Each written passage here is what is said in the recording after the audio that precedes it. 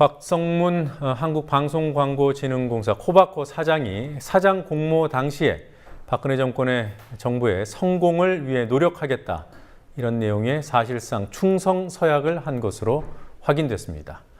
오늘 미래창조과학방송통신위원회에서 확인된 내용입니다. 노지민 PD와 함께 좀 더 상세히 알아보도록 하겠습니다.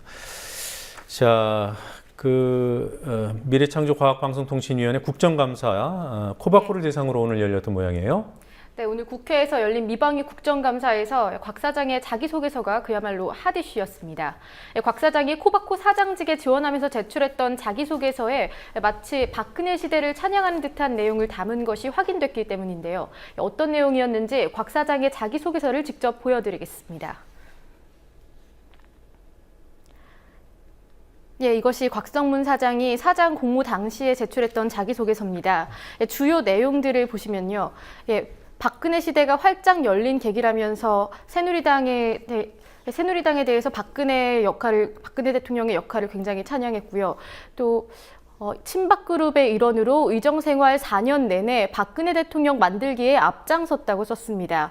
또한 MB는 대통령 후보로서의 자격이 없다는 소신에 따라 한나라당을 탈당했다라는 말을 썼고, 또 자소서의 마지막을 장식한 문장이 바로 맨 마지막 문장인데요. 박근혜 정부의 성공을 위한 작은 노력이라는 심정으로 최선을 다하고자 한다라는 충성서약을 하면서 자기소개서를 마무리 지었습니다. 네, 자기소개서를 자소서라고 합니까? 예, 줄여서 그렇게 표현을 하기도 합니다. 네. 자, 본인이 이 부분에 대해서 본인이 직접 쓴 것이라고 인정을 하고 있나요? 어떻습니까? 예, 본인은 직접 인정을 했습니다. 네, 곽 사장의 자기소개서를 공개한 민주연합 최민희 의원은 코바코 사장에 또 누가 지원하라고 했는지도 물었는데요. 예, 이에 대해서 어떤 대답을 했는지도 국감 현장을 잠시 보시겠습니다. 지금 위기의 코바코는요, 정말 광고를 잘 알아서 이 위기를 뚫고 나갈 분이 필요한 겁니다. 그리고 곽 사장님, 코바코 누가 지원하라고 하셨나요? 주변에서도 또 우리 주변이 제가 이렇게 누굽니까? 제가 조언을 주로 받고 이렇게 친하게 상의를 하는, 분류하자면은 친박 의원님들 같은 그런 분들과 네, 친박 의원님들. 네. 자, 곽성문 전 의원 지금 이제 코바코 신임 사장이 됐어요. 예. 자, 이 곽성문 사장이 과거 민청학년 사건 때 프락지였다, 이런 의혹이 제기되어 오지 않았습니까? 오늘 국감장에서도 나왔어요. 네, 민청학년 프락치 의혹은 민청학년 계승위원회를 비롯한 여러 피해자들이 제기해온 주장입니다. 반유신운동이 한창이던 시절 학생회장의 자원에서 서울대 운동권 학생들에게 접근한 곽성문 사장이 정권의 운동권 학생 검거에 기여했다는 겁니다. 또한 민청학년 피해자들은 민청학년 재판 당시에 곽 사장이 검찰 측 증인으로 출석해서 피해자들을 공산주의자로 몰아갔다고 주장해왔습니다. 민주연합 장병환 의원이 이 의혹을 언급하면서 곽 사장의 법정 진술로 무고한 옥살이를 한 피해자들에게 진심으로 사죄할 의향이 없냐고 물었는데요.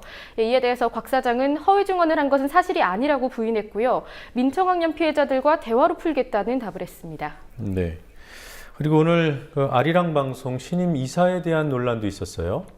네, 언론노조가 오늘 박주희 신임 아리랑 국제방송 이사의 임명을 두고 친박 의혹을 제기하면서 임명 철회를 요구했습니다.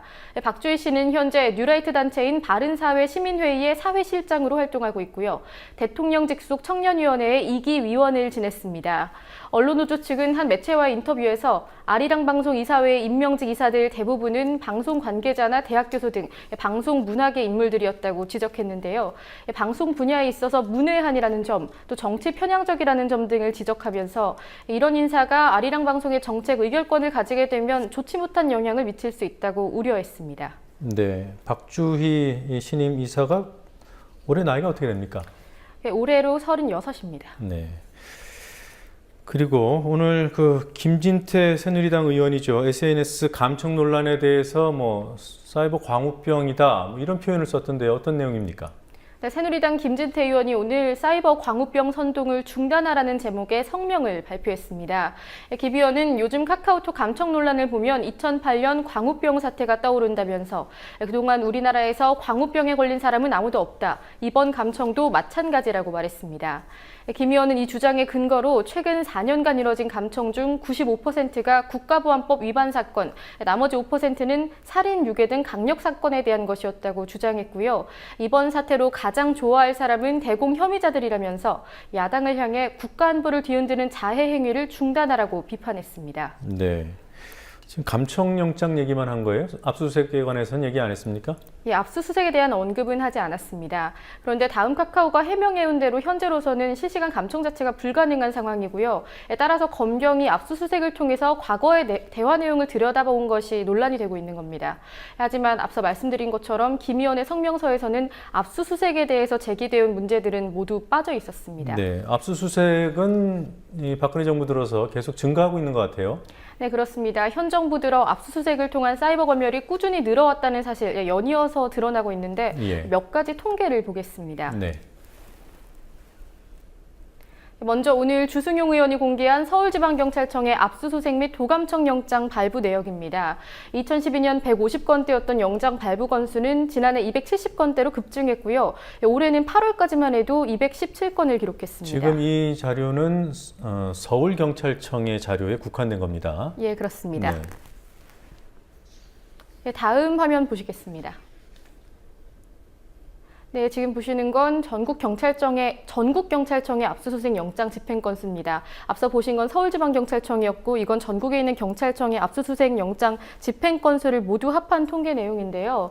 2012년에 681건에 불과했지만 2013년 1,099건으로 급증했고 또 올해에는 8월까지만 1,200여 건을 기록했습니다. 네, 여기서 전기통신 압수수색이라는 건요, 전화, 전자, 우편 등 유무선 및 전자적 방식으로 문자나 영상을 송수신하는 것을 통틀어 말하는 겁니다. 네. 그러니까 이메일, 카카오톡 대화, 인터넷 메신저 등이 모두 포함됩니다. 네.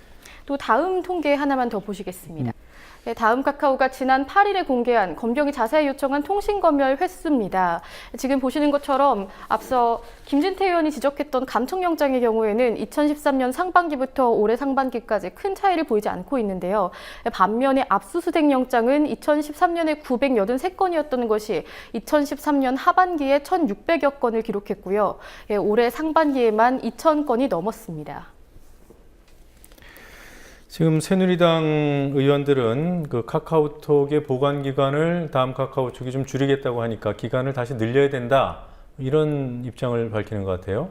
네, 오늘 국회에서 열린 새누리당 국감대책회의에서 법을 개정해서라도 카카오톡 메시지 보관 기간을 늘려야 한다는 주장들이 나왔습니다.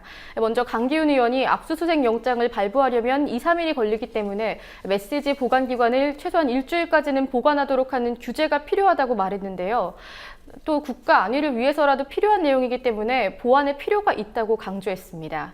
이에 대해서 이완구 원내대표는 유념해서 대책을 세우겠다고 말했습니다. 네. 자, 그리고 삼성 반도체에서만 있는 게 아니라 이 삼성전자 서비스 노동자들 사이에서도 이 지금 희귀병 논란이 일고 있습니다. 실제로 루게릭병 발병 사실이 밝혀졌습니다. 네, 지난 20여 년간 삼성전자 서비스 동대전 센터에서 전자제품을 수리하다가 루게릭병을 앓게 된 이현종 씨가 근로복지공단에 산업재해 신청을 한 것으로 확인됐습니다. 이 씨는 1993년부터 전화기, 청소기 등의 가전제품 수리, 그중에서도 특히 납땜 업무를 했는데요. 노조 측은 업무 중에서 지속적으로 납에 노출된 것이 이 씨의 루게릭병을 불러왔다고 주장하고 있습니다. 실제로 산업안전보건연구원은 납에 노출될 경우에는 루게릭병에 걸릴 수 있다는 역학조사 결과를 발표한 적이 있고요.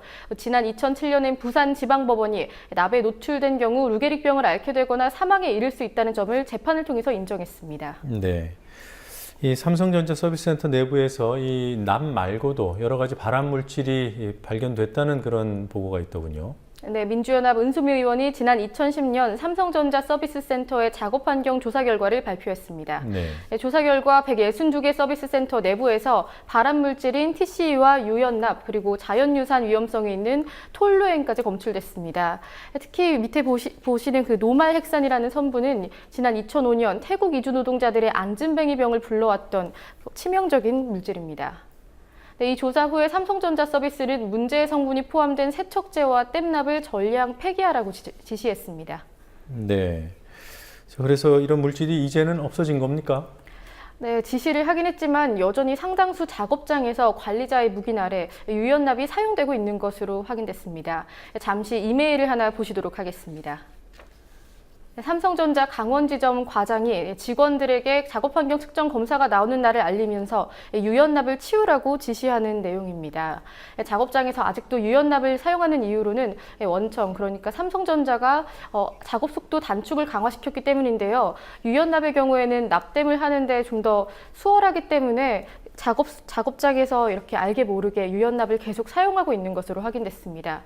이 때문에 노동자들은 어쩔 수 없이 발암 물질로 알려진 유연납에 계속 노출되고 있는 것으로 확인된 겁니다. 네, 그러니까 검사가 있을 때는 치우고 예. 평소에는 쓰는 그런 경우도 있다는 얘기군요. 예, 그렇습니다. 자, 어제도 짚었습니다만 김성주 대한적십자사 총재 오늘도 논란이 있어요. 여당에서도 비판의 목소리가 나왔습니다. 네, 새누리당 의원들이 전화를 통해서 김 총재한테 국감에 출석하라고 계속 요구했는데 김 총재가 연락을 받지도 않은데 출국했다면서 비판하고 있습니다.